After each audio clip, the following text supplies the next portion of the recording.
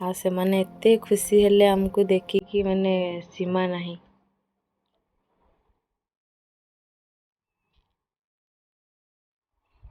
ପିଉ ତାର ହାତରେ ପୁରା ଭର୍ତ୍ତି କରିଦେଇଛି କେକ୍କୁ।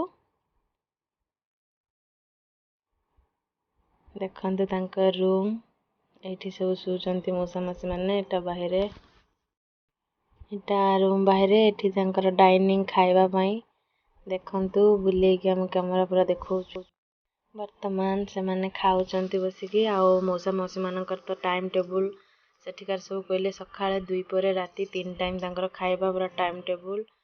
ଆଉ ଆମେ ଭାବିଥିଲୁ 3 ଟାଇମ୍ ଖାଇବାକୁ ଦେବୁ, କିନ୍ତୁ ସେଦିନ 2 ପରେ ଆଉ ଜଣେ ଦେଇଥିଲେ ଖାଇବାକୁ। ଏଥିପାଇଁ ଆମେ ସକାଳେ ଆଉ ରାତିଟା 2 ଟାଇମ୍ ଦେଇଥିଲୁ। ତାଙ୍କ ଖାଇବା ଯେଉଁଟା ଡେଲି ଚାଲିଛି ତାଙ୍କ ରୁଲ୍ ଅନୁସାରେ, ସେଇ ଅନୁସାରେ ତାଙ୍କୁ ଖାଇବାକୁ ଦେଲୁ। ଆଉ ଆପଣମାନଙ୍କୁ ଗୋଟେ ରିକ୍ୱେଷ୍ଟ, ବାପା ମା ମାନଙ୍କୁ ପାଖରେ ରଖନ୍ତୁ, ଆଶ୍ରମରେ ଛାଡ଼ନ୍ତୁ ନାହିଁ। କାହିଁକିନା ଆଶ୍ରମରେ ଦେଖିକି ଜାଣିପାରୁଥିବେ ସେମାନେ ରହିଛନ୍ତି, ସବୁ ସୁବିଧା ଅଛି, ହେଲେ ବି ସେମାନେ ଆମକୁ ଯେତେବେଳେ ଦେଖୁଛନ୍ତି ବହୁତ କାନ୍ଦୁଛନ୍ତି କି ତାଙ୍କ ପୁଅ ବୋହୂ ନାତି ନାତୁଣୀ ମାନେ କେହି ଆସନ୍ତି ନାହିଁ। ଯେଉଁମାନେ ବି ତାଙ୍କ ପାଖକୁ ଆସନ୍ତି ତାଙ୍କୁ ସେ ବହୁତ ନିଜର ଭାବନ୍ତି। ଆଉ ବହୁତ କଥା ବି କୁହନ୍ତି ଆଉଥରେ ତୁମେମାନେ ଆସିବ ଏଠିକୁ। ଆଉ ଆମକୁ ଦେଖିକି ବି ସେମାନେ ବହୁତ ଖୁସି ହେଲେ, ମୋ ଝିଅକୁ ବହୁତ ଆଶୀର୍ବାଦ ଦେଲେ। ପୁଣି ସେଠୁ ଆମେ ଆସିଲା ବେଳେ ଆମକୁ କହୁଥିଲେ ତୁମେ ମଝିରେ କେବେ ଆସିବ, ପୁଣି ଛୁଆର ଜନ୍ମଦିନ ହେଲେ ତାକୁ ନେଇକି ଆସିବ ସେକେଣ୍ଡ ବାର୍ଥଡେ ବେଳକୁ। ଆମେ ବି ହଁ କହିକି ଆସିଛୁ। କହିଲେ ଯଦି ବି ତୁମେ ବାର୍ଥଡେ ଟାଇମ୍ରେ ନ ଆସିପାରିବ, ଅଲଗା ଟାଇମ୍ରେ ଆସିକି ଆମକୁ ଦେଖା କରିକି ଯିବ। ଆଉ ସେମାନେ ବହୁତ ଭଲ, ବହୁତ ସ୍ନେହୀ। ଆପଣମାନେ ଦେଖିପାରୁଥିବେ ତାଙ୍କ ପରିବେଶ। ଆଉ ସେଠି ସବୁ ବି ସୁବିଧା ଅଛି।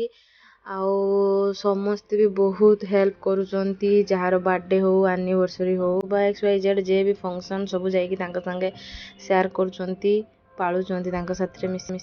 ମୁଁ ବି ଆପଣମାନଙ୍କୁ କହୁଛି, ଆପଣମାନେ ଯଦି କେତେବେଳେ ବି ଟାଇମ୍ ପାଆନ୍ତି ବା କିଛି ଗୋଟେ ଖୁସିର ମୁହୂର୍ତ୍ତ ବୃଦ୍ଧାଶ୍ରମରେ ଯାଇକି ପାଳନ କରନ୍ତୁ, ଦେଖିବେ ଆପଣଙ୍କ ଖୁସି 2 ଗୁଣା ବଢ଼ିଯିବ। ଆଉ ବହୁତ ଆନନ୍ଦ ଲାଗିବ ତାଙ୍କ ସାଙ୍ଗେ ମିଶିକି।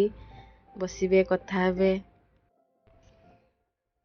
ଆମର ସବୁ ଭାଉଜମାନେ, ଛୁଆମାନେ ବସିଛନ୍ତି, କଥାବାର୍ତ୍ତା ଚାଲିଛି। ମାଉସୀ ମଉସାଙ୍କର ରୁମ୍ ଦେଖନ୍ତୁ, ଗୋଟେ ବେଡ୍ ପଡ଼ିଛି ପାଖ। ଘର ଆଉ ଆଶ୍ରମ ଭିତରେ ଦେଖିପାରୁଥିବେ ଫରକ।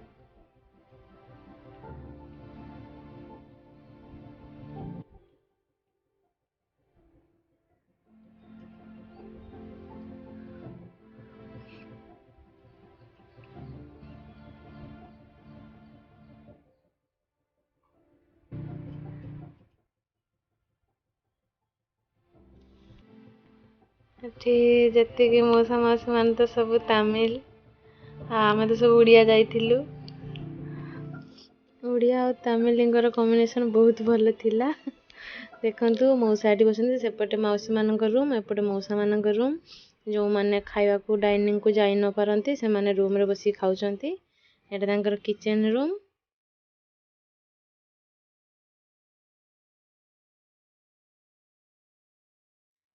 କିଚେନ୍ ତାଙ୍କର ସନ୍ଧ୍ୟା 7ଟାରୁ 7:30 ଭିତରେ ତାଙ୍କର ଖାଇବା ଟାଇମ୍। ବୟସ୍କ ଲୋକମାନେ ଜାଣିଥିବେ ତ ତାଙ୍କର ସବୁ ଟାଇମ୍ ଟେବୁଲ୍ ଖିଆପିଆ, ସକାଳେ 2 ପହର ରାତି। ଆମେ ସବୁ ପଚାରିକି ବୁଝୁଥିଲୁ ସେ ସକାଳେ କ'ଣ ଖାଆନ୍ତି, 2 ପହରେ କ'ଣ ଖାଆନ୍ତି, ରାତିରେ କ'ଣ ଖାଆନ୍ତି। ଆଉ ମଉସା ମାଉସୀମାନଙ୍କୁ ବେଶୀ ବି ତେଲ ମସଲା ଦିଆଯାଏ ନାହିଁ। ତାଙ୍କ ଖାଇବା ରୁଲ୍ ଅନୁସାରେ ସେମାନେ ତାଙ୍କର ଟାଇମ୍ ଟେବୁଲ୍ରେ ଖାଆନ୍ତି।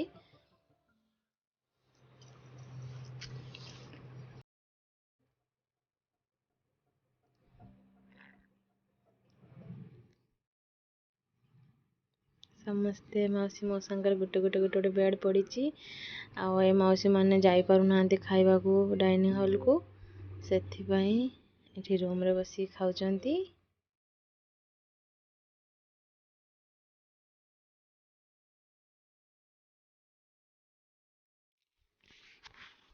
ଆଉ ଆପଣମାନଙ୍କୁ ରିକ୍ୱେଷ୍ଟ, ବାପା ମାଙ୍କର ବୃଦ୍ଧା ଅବସ୍ଥାରେ ଆପଣମାନେ ପାଖରେ ରଖନ୍ତୁ, ତାଙ୍କୁ ଆଶ୍ରମରେ ନେଇକି ଛାଡ଼ନ୍ତୁ ନାହିଁ। କାରଣ ସେମାନେ ଯେତେବେଳେ ଆମକୁ, ଆମ ଛୁଆମାନଙ୍କୁ ଦେଖୁଛନ୍ତି ବହୁତ କାନ୍ଦୁଛନ୍ତି। ସେଇ କଥାଟା ଥରେ ଭାବିବେ, ଦେଖିବେ।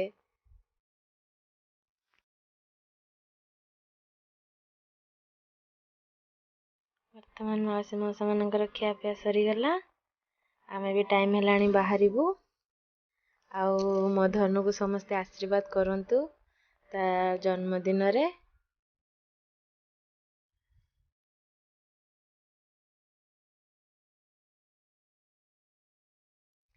ଭିଡ଼ିଓଟିକୁ ଫାଷ୍ଟରୁ ଲାଷ୍ଟ ପର୍ଯ୍ୟନ୍ତ ଦେଖିଥିବାରୁ ଧନ୍ୟବାଦ। ରହୁଛି। ଜୟ ଜଗନ୍ନାଥ।